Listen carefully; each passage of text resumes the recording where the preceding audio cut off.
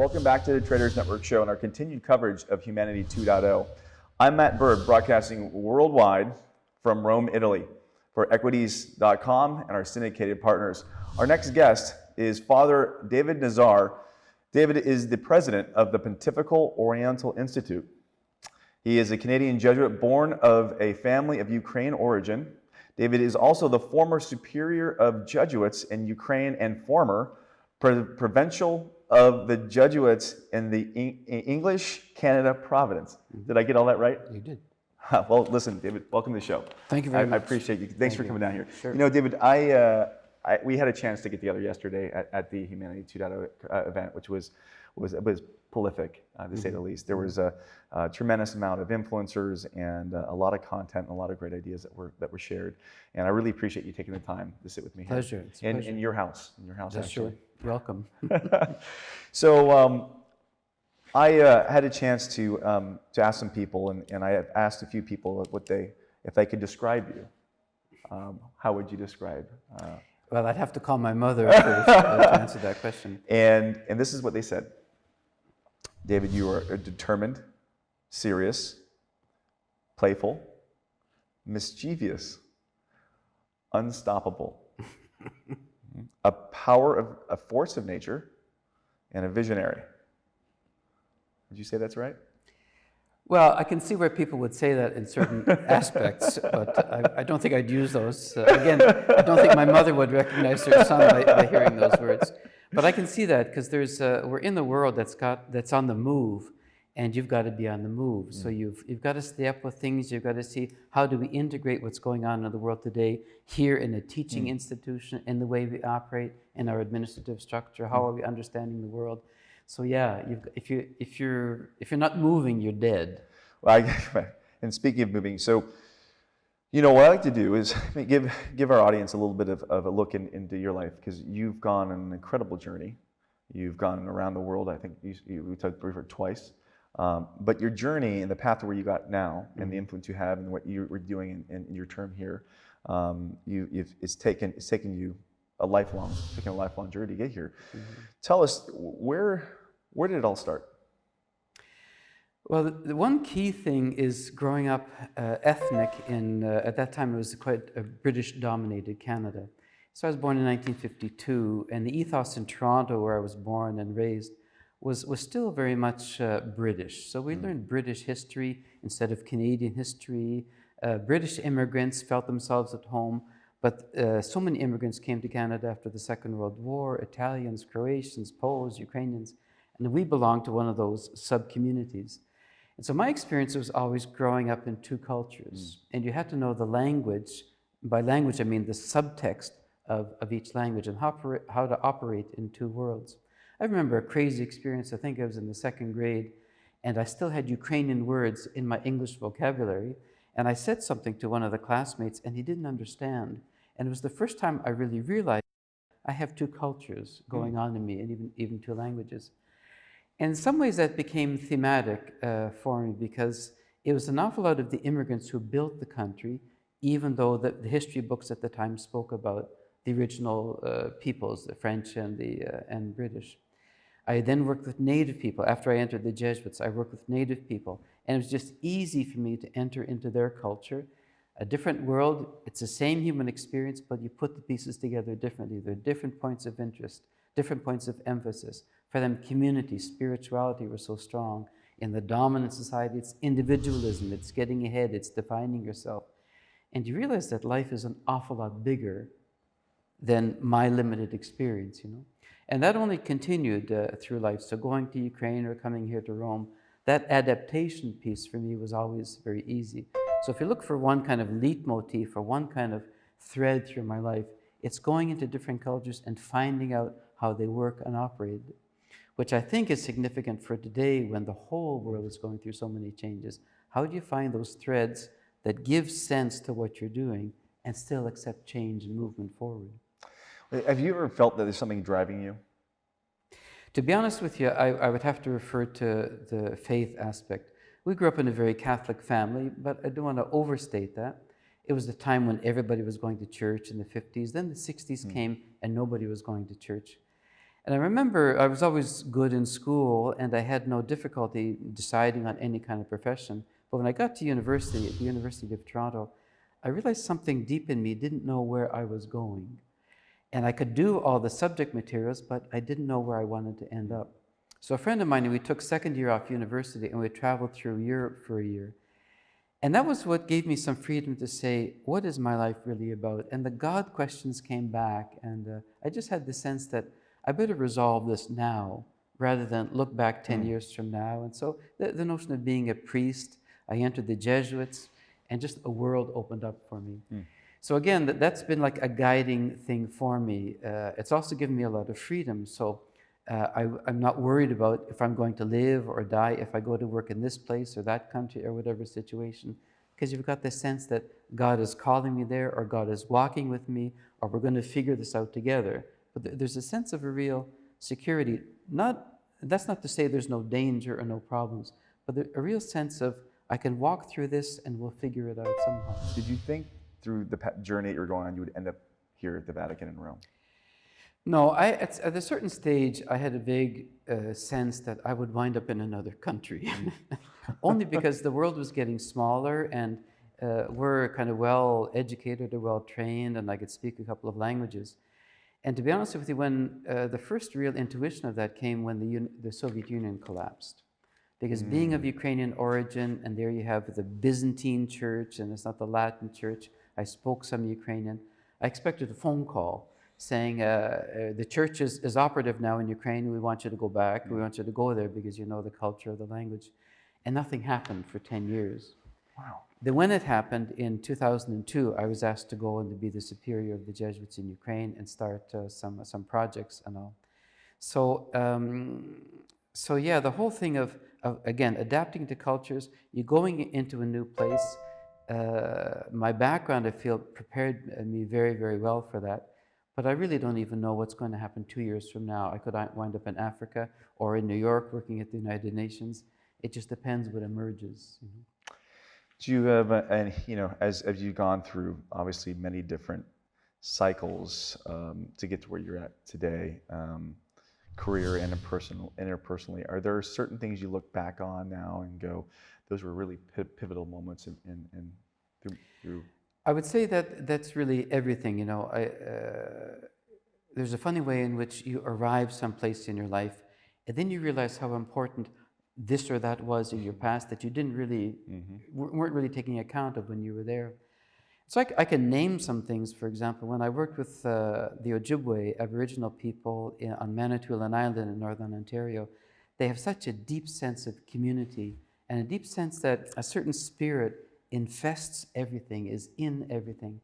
And you have to walk through life with great respect, always seeking reconciliation and forgiveness with other people. And even as I say those words, they sound like charming words, but they're not very strong in, say, dominant North American society. And you find that your heart is opening up, or something in your very self is opening up by being with these people, by being in another culture. All the administrative experience I found as provincial in Canada. Then you go to Ukraine, and it's another culture, a slightly different emphasis of things.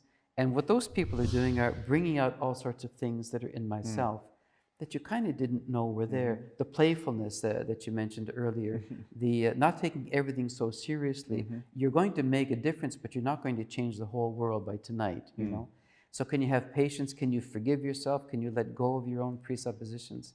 And then coming here. Now there's a funny way in which the community work with Native people, the administrative work that I did in Toronto, the other culture experience in Ukraine are all very precise preparations for being the president of this university.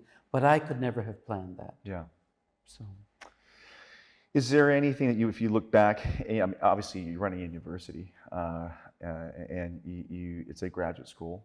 Actually, do you want to tell us a little bit about what you're doing? Sure. This is a graduate school. It's highly specialized. It deals with what we call the Eastern churches. So the dominant Catholic Church in the world that you see in most Western countries is the Latin rite of the Church.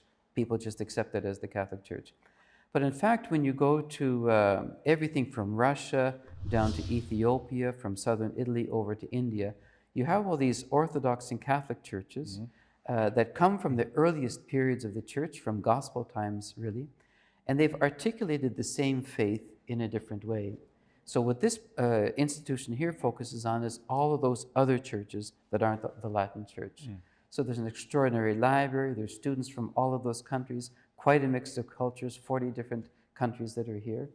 And many of these are the suffering countries now, all the countries of the Middle East. We have students here from Baghdad, from Syria, from Egypt, many students from Ukraine. And how do they find their way here? They find their way here because there are few universities. In fact, this is the only university in the world that studies all of the Eastern rites. Oh, is that So it studies the churches, but you can't study a church without studying the context. So it studies the politics, it studies the literature. We have an extraordinary collection here of Arabic literature, for example, from the 9th, 10th, 11th centuries, when Baghdad was the Paris of its time. Just to give you a little anecdote, for example, so you had Jewish scholars, Christian scholars, and Muslim scholars all working together. The Christians had translated Aristotle from Greek into Arabic, and they find that Arabic is an extraordinary language for philosophy. Well, they begin to talk about what is the philosophy of the state that we should have. They agree that it should not be religious, that a political leader should be different from the religious leader. I think that's hard for us to imagine today when we hear of all of what's going on in the Middle East and the Caliphate and Daesh or ISIS, all these things. But those were real thoughts, real worked out thoughts and systems in the 10th century. So partly what students are doing here is going back to the manuscripts to figure out what they should be today, but based on histories of their own culture. You know, I don't want to get into the complexities of that stuff, but it does bring up a few questions of what happened. What's happened? It seems like we've gone through a transformation of, on some level, an agenda-based transformation, whether it be commerce-driven, whether it be power-driven, and maybe it's a conversation for another time. But what happened with the fundamental ideal of where all of this started and where it's at now in this region? Well, I think there's more positive in the very question that you're asking than there is negative, because times of change upset people, but times of change are equally opportunities. And what are we seeing now that we didn't see when all of us here were children even? The world is not unified by a certain set of values. A nation is not unified by its own history and culture. Everything is intercultural. Everything is interglobal, by travel, by internet, by information. We see a revolution happening on the streets of Tehran while it's happening. We're getting Twitter information while the thing is going on. And that affects mentalities. And so you see that very quickly, if I again speak of cultures, that people have different ways of organizing their worlds and realities. And we're aware that what we grew up with is no longer satisfactory. So how are we moving towards new values, new integrations of a global society? So Brexit is its expression of the frustration. The American system right now is going through a crisis. France has its issues. Greece has its issues. Not to mention the Middle East, Ukraine and Russia. A nation state is not what it was 100 years ago. So how do we find our way as a global community in this new reality? It's exciting, and it's nervous. You know, I think yesterday we touched on what's going on in our schools and what should be happening at home, and where we're getting the fundamental moral or ethical directions. And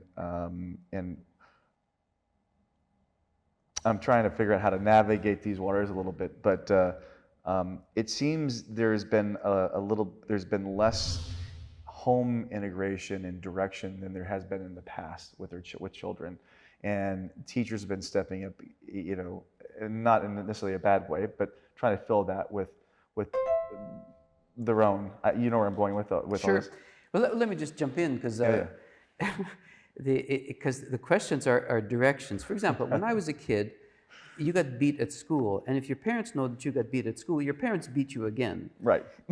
Or if you did something crazy on the street, even a neighbor could whack you in the head, and then your parents whacked you again. That's right. Whereas, then when I was around the time of high school, if your teacher dared to hit you, your parents were there to beat up the teacher, so to speak, speaking figuratively. And so many things like that have changed. There's so many different kinds of values. The values that our parents had or the values that I had 20 years ago are a little bit different right now. I remember about 30 years ago, sociologists were saying that a new generation rises every 7 years. Today, a new generation rises every 3 or 4 years. Then we have names for the millennials and Generation X and Generation Y, and we're naming these things every 5 and 10 years. That's talking about a different set of values. Now, I think one of the great things about the meeting yesterday is that people realize that to organize a social response or society, we have to go back to some kind of common set of values. So this kind of murky globalization period that we've been going through is now returning to, what are we really about?